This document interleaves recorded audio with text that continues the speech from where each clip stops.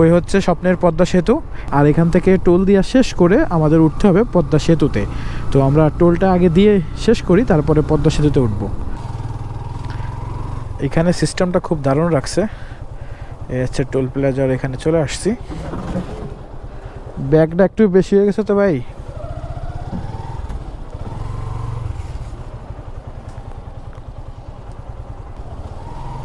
তো এখান থেকে টোল দেওয়া শেষ করলাম।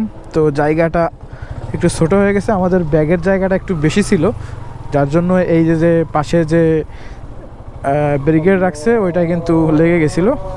তো আমরা হচ্ছে পদ্মা সেতুতে উঠে পড়েছি। অ্যান্ড পদ্মা সেতুর ভিউটা কিন্তু এখন দেখতে পাচ্ছি, ওয়াও। আর সন্ধ্যার সময় হালকা হালকা কিন্তু লাইট দেখা যাচ্ছে, মানে সন্ধ্যার সময় মাত্র লাইটটা জ্বালাইছে, আর সৌন্দর্যটা আরও বেশি সুন্দর হয়ে গেছে। তো আসলে আপনাদের কাছে কেমন লাগতেছে অবশ্যই কিন্তু বলবেন।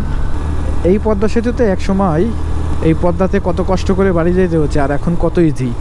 মানে নিচে দিয়ে চলতেছে ট্রেন লাইন, উপর দিয়ে আমরা, এরপরে বাস তো আছেই, বাইক নিয়ে পার হচ্ছি।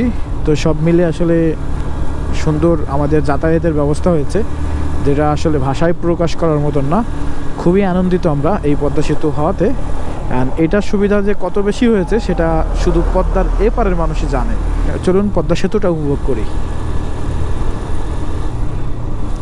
এই ভিউটা আসলে কার কাছে কেমন লাগতেছে অবশ্যই কিন্তু জানাবেন ভাই।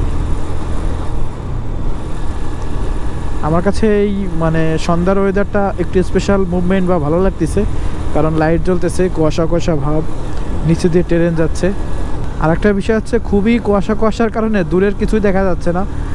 জানি না ক্যামেরাতে আসলে কতটা সুন্দর দেখা যাচ্ছে।